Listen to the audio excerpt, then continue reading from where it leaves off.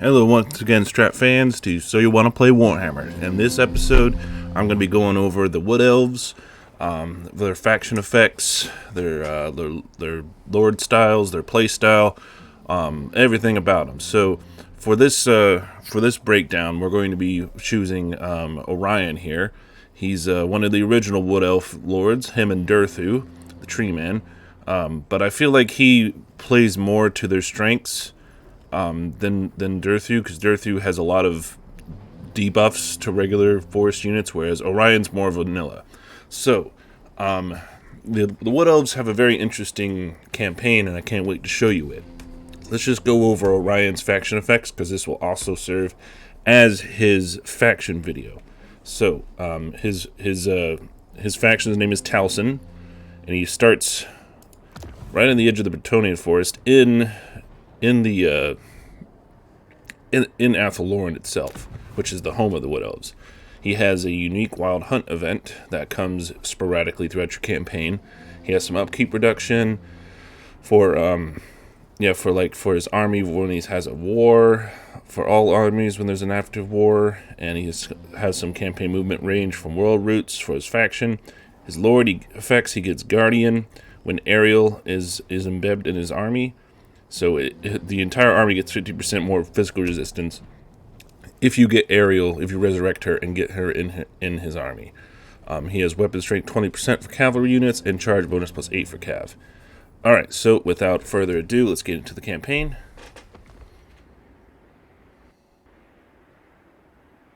Let them face the rage of the forest! We'll show them, Orion. Alright, so the Wood Elves have a very interesting playstyle that I kind of like, but at the same time, Wood Elves are one of my least favorite races just due to how their campaign works, but their aesthetics are great and I still like to play them. It's just their playstyle is totally not for me, but it could be for you. Anywho, so for the Wood Elves, you start, doesn't matter where you start, you'll start at a magical forest. So, since their update, what you have to do is, you see the forest here, the Oak of Ages. Most magical forests, you have to pacify the region. So you see these little icons here. See, they have the main forest, like the main area, which is the province that the forest is on, and then you have these heathlands. So these provinces, they're listed here, and they provide I believe it's called health, forest health. So if it's red, it does minus forest health if you're an enemy, if that's an enemy, and if it's green, it does plus forest health, and if it's like this tan color, it's neutral, so it doesn't contribute anything. So by having allies next to you, like if I allied with these dwarves, these would turn to green. Or having ruins, you get plus forest health, or occupying them, you get forest health. But occupying the heathlands doesn't really work too well for me, unless you download a mod, because you can't just leave them around. You know, you can't. The Wood Elves have a very passive playstyle because they only care about the forests. So once you pacify these heathlands, there's really no reason to go outside of it, because all of these, everything that isn't a forest, like that isn't in a forest region, like if it's Athelloren or a forest settlement, then you can build decent buildings in it. But if it's not Athelloren, you can't build any decent buildings, and I'll show you that in just a moment. You can gain Ariel by completing a ritual. So like, you see these tiers here? So if you go, if you get 100 forest health, you go up 200, 300, 400, 500, and then you can trigger a ritual. And then what will happen is, several enemy armies will pop up here, and over a few turns you'll have to defend the forest. And then once it's completed, Ariel will spawn, and she's a very powerful legendary hero with a lot of bound spells and special, and starts with all her legendaries, kind of like Lord Croak for the Lizardman. and she's very powerful, and she can be attached to any army, and it really does help. Plus, the magical forests are really powerful themselves to collect, because if you complete the ritual rebirth, you get these special buildings here, like for the Oak of Ages here. Gives a whole lot of buffs, like plus 160 growth to all provinces, ward save 10% during forest battles, 100% ammunition during forest battles, 5% 5 control, 12 corrupt minus 12 corruption. It's really good. Plus it gets an insane garrison. And then these ones, like Taliesin itself, all of these provinces in Athaloran, they're fully upgradable. So you want to conquer Athaloran, but really you're not going to get much from these outside settlements. So now show you the deep roots. So the deep roots are basically like, go away, advisor. They're basically like instant teleportation. So whenever you finish conquering a or pacifying a forest and, you know, completely dominating that local region, then I usually will pick a forest and deep root travel there. Now they all have different buffs. Like the sacred pools here gives you more casualty replenishment rate. The Gain Vale gives you more allegiance with the high elves. The Witchwood gives you more research. The Larlorn Forest gives you more income. Griffin Wood gives you more recruitment cost reduction, campaign movement range for the Forest of Gloom. And then there's two that have been added in Warhammer 3 that are pretty good. With this one gives you more Winds of Magic, and then this one reduces your reinforcement time, as well as they all give you more global recruitment, and they all have these special buildings as well. Once you build up and do the ritual, that give you other buffs too. So it's kind of like a collectathon for the Wood Elves, for collecting all the forests. And you want to have these little bastions of hope in around the world in these forests. But there's really no reason to conquer and paint the map, because your outposts, as they're called, are not going to be very formidable. And they're not going to really provide much than like a small income bonus, and they're very easy for the enemy to take. So the Wood Elves campaign playstyle very much mimics their battle playstyle, and I'll go into that in the battle section. Let's go into the offices.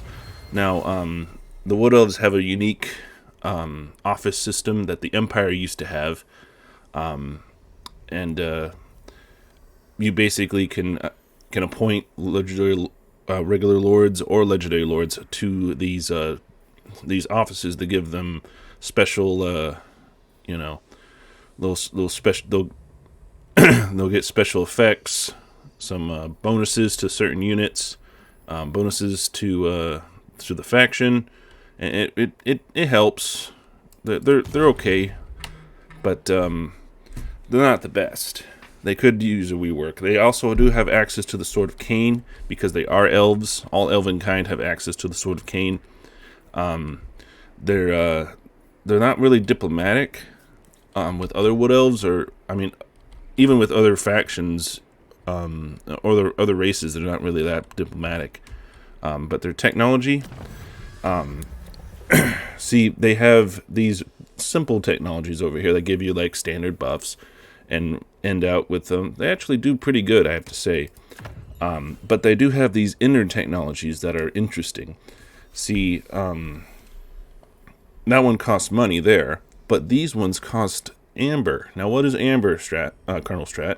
I might hear you say. Amber is a reward from healing a forest. So if you heal a forest, you get amber, and then you can spend that on technology. And then these technologies are pretty overpowered, like 25% miss fire resistance for all your tree units. That's insane. Or expert charge defense, 10% income, 25 growth,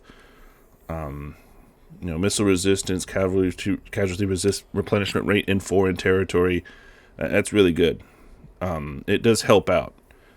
I think you also get them from alliances too, and from other technologies. So you do get them, but wild hunt. But that's one goal for healing a forest completely.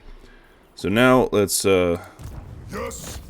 just real quick, we're going to dunk on this Bretonnian faction, and I'll show you why you shouldn't occupy or You have you know orders?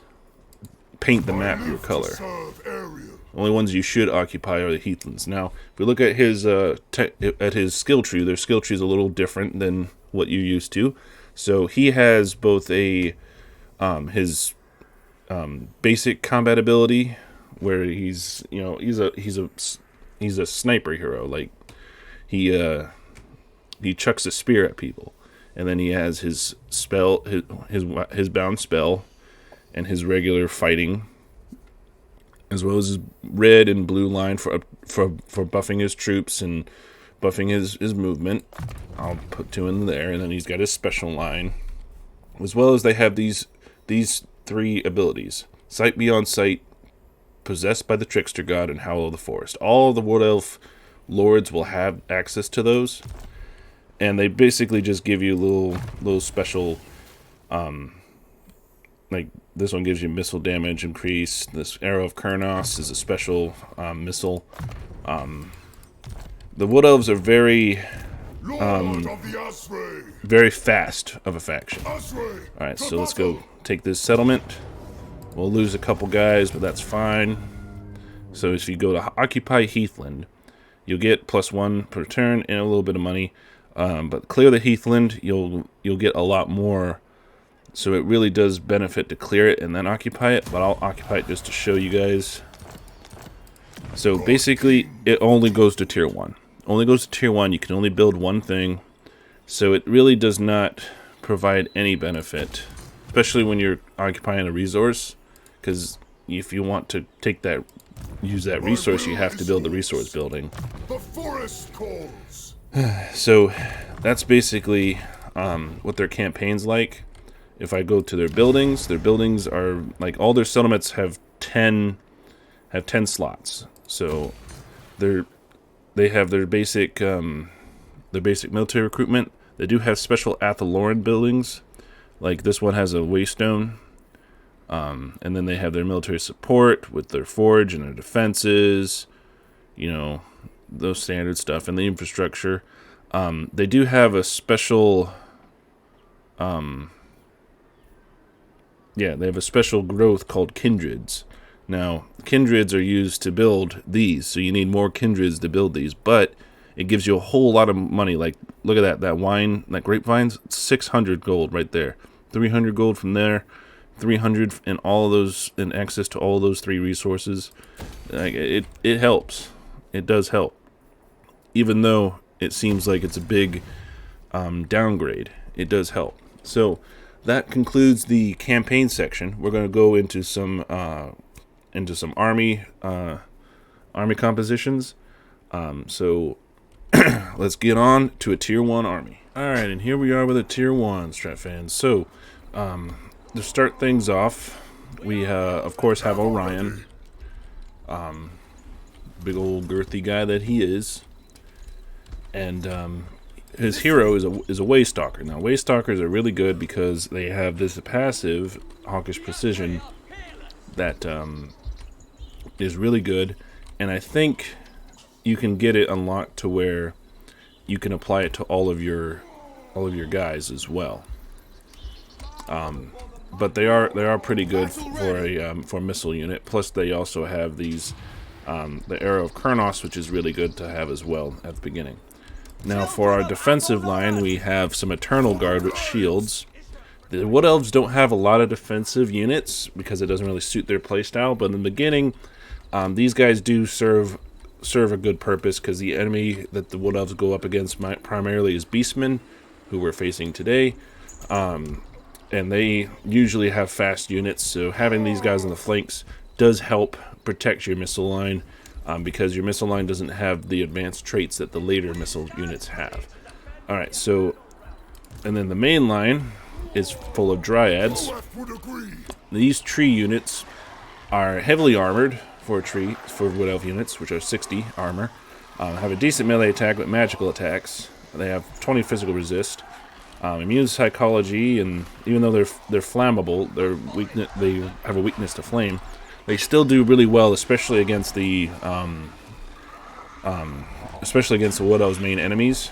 Unless you're fighting dwarves, then you're pretty screwed if they have any fire units or fire spells. And then for the mainstay, the bread and butter of the Wood Elves roster, the missile infantry. We have Glade Guard. Glade Guard is pretty standard for a missile unit, but for the Wood Elves, they're actually pretty good. They have firewall moving, woodsman. Not a lot of traits, but they do have is a lot of ammunition. 22 is pretty good. A lot of range, decent missile strength at 23. That's really good, and they are a decent melee combatant too. They can hold themselves. All Wood Elf units have Forest Stalker, which gives them melee defense and accuracy when they're within a forest. So it does help them to be in a forest, even though the forest spirits I don't think actually benefit from that. All right, so we're facing a Beastman army, and actually this battlefield here is actually pretty good, because we only have to have one Wood Elf unit for defense on that side, and then we can have these 3 Eternal Guards here. We of course want our missiles to do as much damage as possible, so we're going to put them up in the front with Orion and our Waystalker up as well. So without further ado, let's get started. Good.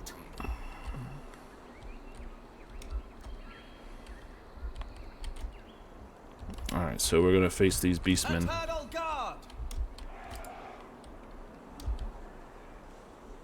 Again, Wood Elves don't really... are these like boars? Those are boars. What? Those warhounds look different. Wood Elves don't really benefit from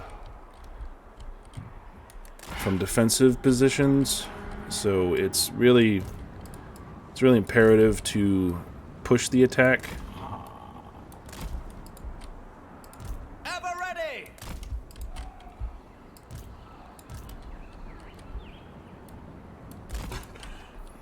Orders.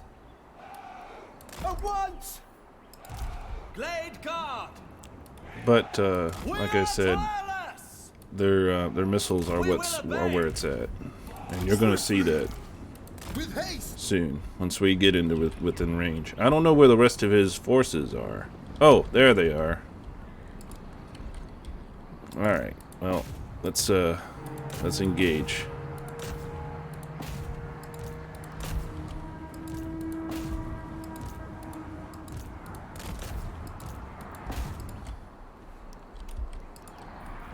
Alright, so like Orion and him are very much missile heroes, but let's look at this arrow of Kurnos ability. It's actually really good.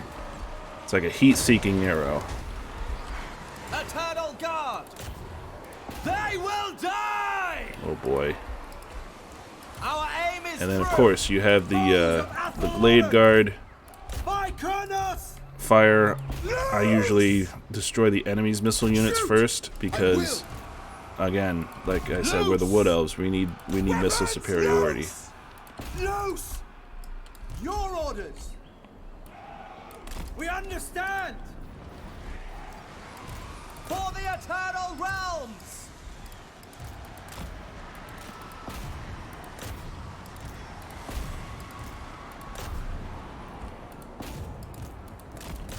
And the Dryads don't really matter because they're meant to just soak up enemy ammo and deal with the melee, while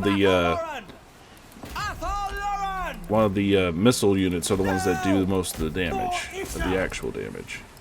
Glade Guard. Fire. Fear the Kadai! Alright, and then I'm going to do this one. The Hounds of Orion. Really good spell. If you can hit it right. You have my spear.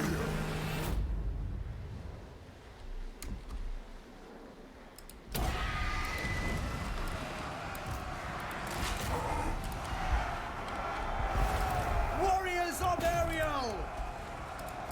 Glade guard! Dauntless Azrae! Oh look, see how many we've taken out? Glade guard!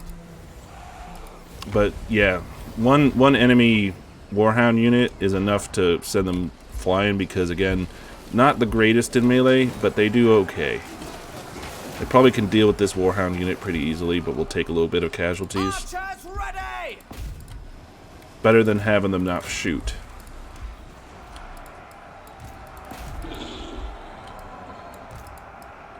Deep wood infantry! Quickly! Alright, and then of course the Eternal Guard did well. Ready! Azrae, attack! End them! Let's fly! And then there's a lot of micromanaging going on because in the early stages you don't have very many decent units that can hold and keep the enemy away. So you have to really focus down the enemy units that are dangerous. Because if you don't, then you're going to pay for it. Like those Warhounds that got through. They took a bite out of our guys, but still, our most valuable units stayed alive. So that's an effective strategy. Alright, and with that, we'll go on to a tier 2. And here we are with a tier 2. So, a few changes you may have noticed is I have a few different types of units. I still have Orion, but I've switched out my Waystalker with the much better Glade Captain. Even though the Glade Captain is more of a melee-based hero, it still has quite a bit of ammunition. 30 with magical attacks, a good amount of range, a good missile strength still, as well as a weapon strength, and it has the fire whilst moving, Vanguard. It's also got all of these other special traits that the Waystalker just never will be able to get. So that, and then we've also gotten a Spell Singer, and I usually will get a Spell Singer of either Shadows or Life, but because my Wood Elf armies usually consist of non-single entities, Life doesn't really work that well because even though it does have some offensive spells, it's mainly used for healing, and healing is very overpowered on single entities. But I usually will keep a Shadow one because, especially in the early game, because the Lore of Shadows is very overpowered. So with that, we move on to we have a Great Eagle here to boost the fighting power of our air units.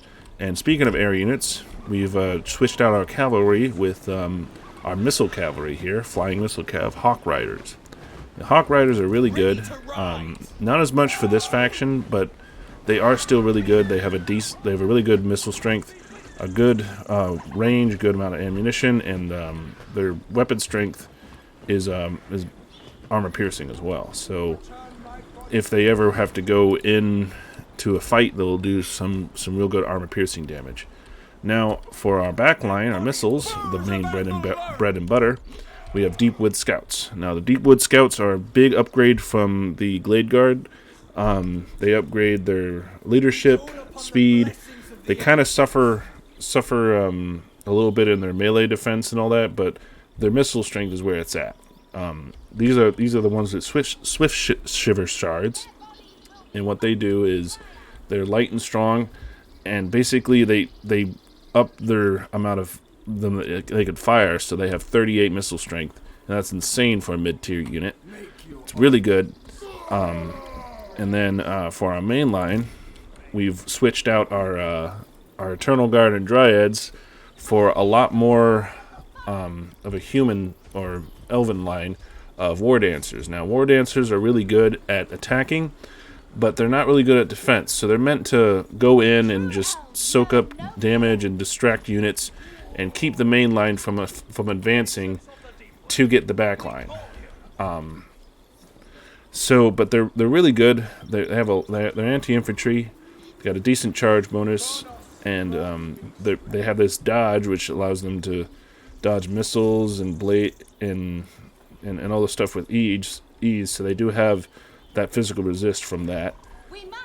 Suffer in every other aspect, but they have good melee defense and attack.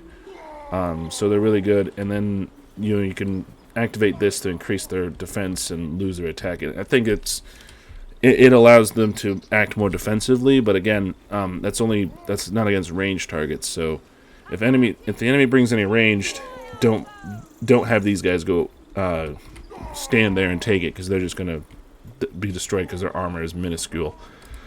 All right, so but with that, let's get on underway. So again, we're acting more offensively, so we're going to advance.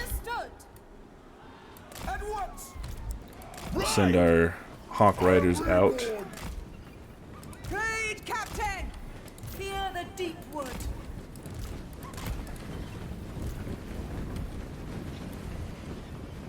At speed!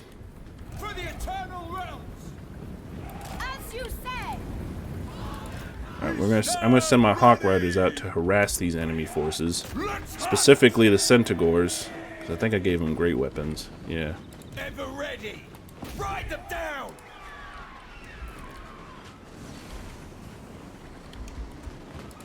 Riders ready! Hunters! Deepwood cavalry! And again, a bonus that we have with fighting the Beastmen is that they don't have a lot of armor either, so it's really easy to destroy them. But a downside from this is that, you know, we're flying, so it's easy for the enemy missile units to attack us.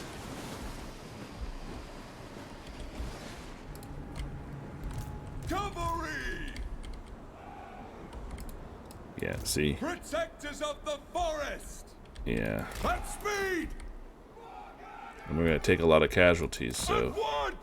While these guys are good for harassing enemy units, they're not really good for dealing out the damage, because they don't have the armor to withstand. Archers ready! Good thing about these guys is that they have stock, which means they're hidden everywhere, and they fire whilst moving. So they also have this 360-degree fire arc, which is really good. Deepwood infantry. Asray riders! Rah! Your command! Quickly! Release! And we're gonna just keep peppering these guys, because I know what they're trying to do. They're trying to get around to attack my missile units. I know exactly what they're doing. We're gonna engage their gore units. But we're gonna keep one guy back. Bowmen ready! Defenders of Athel-Loren! Archers ready! Children of Athel-Loren! By Kurnos! Targets! By Kurnos! Release! Alright, let's do this. Ha!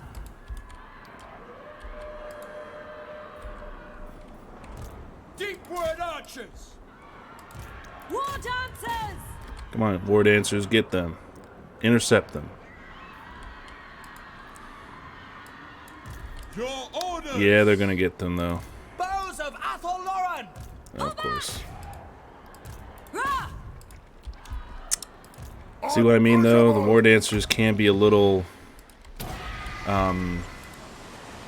volatile. Armed and ready. Annihilate all!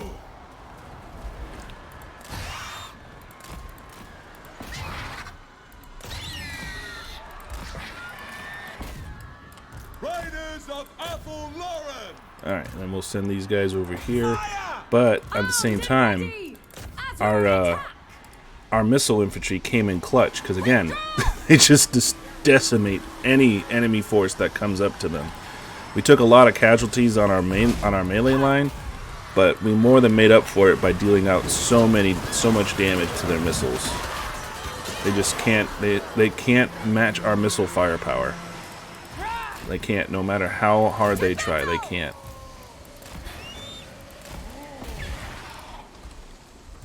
For Lady And that's the thing. That's the thing that's so overpowered about the Wood Elves is their missiles. Swiftly. For the Osprey. Deepwood infantry! Even though, like I said, they can be very First up. they can be very volatile. The War Dancers do their part because it takes a lot to shatter them. And there we go. And in 5 minutes, we've already won the engagement. Mostly because our missile infantry, just stacked so many kills. Look, like 30, easily 30, over 100. That's insane. Alright, and with that brings us to a tier 3. Alright, so now we're here at a tier 3. Now for tier 3, I've upped the ante a lot. For one, I've replaced our spell singer with Miss Ariel herself. By the middle of the campaign, you should have access to Miss Ariel. She's got a lot of really good spells. Her Dart of Doom is really good. It's poor penetration, but there's a lot of magic. Her Acorns of the Oak of Ages are really, really good. And her Berry Wine is really good at healing. It has a 3.2% heal. And then, of course, she has access to the Lore of Life, and I think the Tempest, and the Lore of High Magic, and Dark. So she's really good. Like, use Soul Stealer against, like, single entities, Dwellers from Below against multiple, Shield of Thorns, Apotheosis. She can heal. She's really good.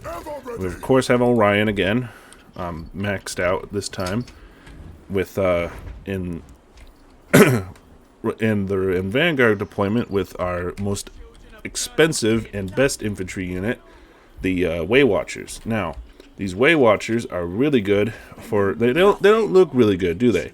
They look very, hippie-ish, but that's where they get you, is because they look like they're not formidable with their top stats, but when you look at their bottom stats, oh man, they have 190 range, 28 missile strength, with 20 of it being armor piercing, hawkish precision, which means they'll get plus 15% more armor piercing once the battle starts.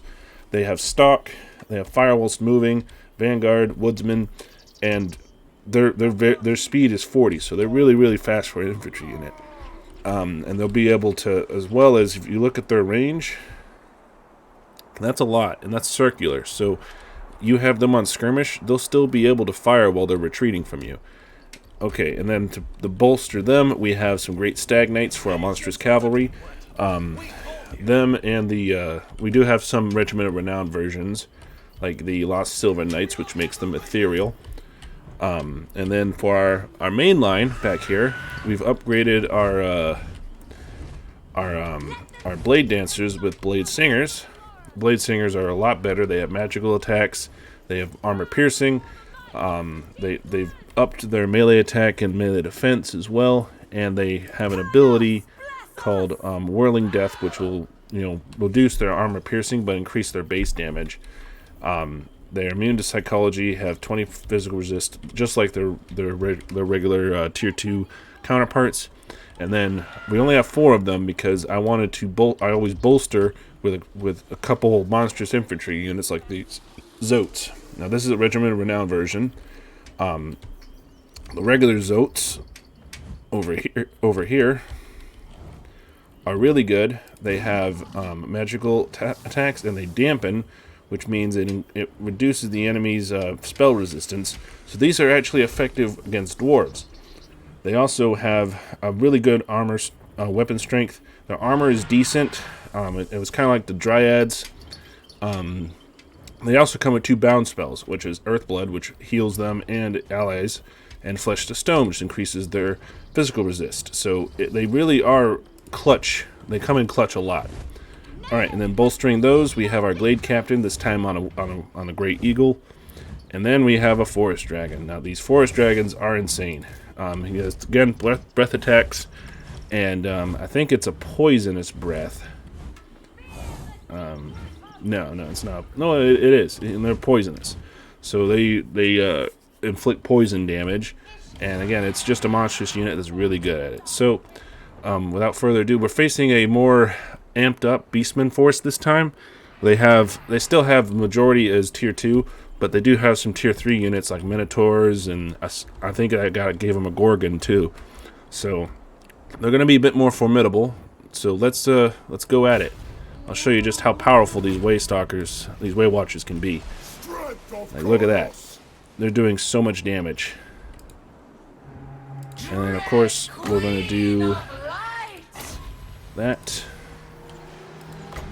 And that. Bring these guys up.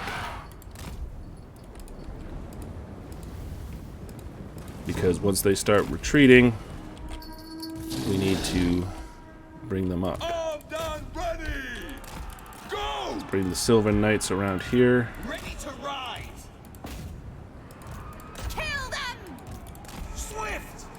So yeah, and then we need to get Ariel out of there too. Ariel. And we need to get our Waywatchers out of there. Way Watchers. Yep. Dauntless Azray! Ready for battle! Let's do our breath attacks on there. The war aspect. Do that. And then we'll do this. King in the woods. Riders ready. Do the Bestigor herd. Let's get those guys down. Get them. Swiftly! Our bows are yours. Come on. Ride. Ride towards the Bestigor herd, man. Jeez. The Great Hunt! Way Watchers. Yeah, those Waywatchers took a big hit. Big hit. Bowman ready. Warriors of Ariel! To the fray! Athel Lauren! But yeah, we're doing really good. Let's do Thrust to Stone for them, and Earthblood on them as well. Way Watchers. Archers ready. Defenders of Athel Lauren. With haste. Alright. And there we go. Blade Captain! That's how you deal with them. In Lauren's And then of course, we're going to focus on these bigger enemies, and we did a lot of damage to them. Even though they did do some good, they had some good tactics, we still beat them in 2 minutes because that good of an army. For Karnos. Alright, attack the Gorgon. Oh, there he goes. Waywatchers, anything that they attack, it will be killed. Guaranteed. Because they just have that much missile damage. Like, look. It's just, oh my god, they're just being erased. Being erased, man. And they have so much speed. You can buff their speed even more too to make them like speed demons. You can make them make Slanesh blush. Alright, and that does a tier 3. That's a decisive victory. And that'll conclude our army composition. Shield of Athel Lauren. Alright, alright, and that concludes my my Wood Elf guide. So if ever you guys find yourself deep in the woods, just make sure that you know to blow the horn of Karnos. So with that, Strat fans, I wish you all the best in your campaign adventures, and I hope that you can smite the enemies of Athel Lauren and defend the forest as the God-fearing hippie beast slayers that the Wood Elves are. And with that, Strat fans, I'll conclude this guide. Come check me out the Wednesday after next for the next, and it's going to be a spicy one. So with that, Strat fans, keep it strategic. Colonel out.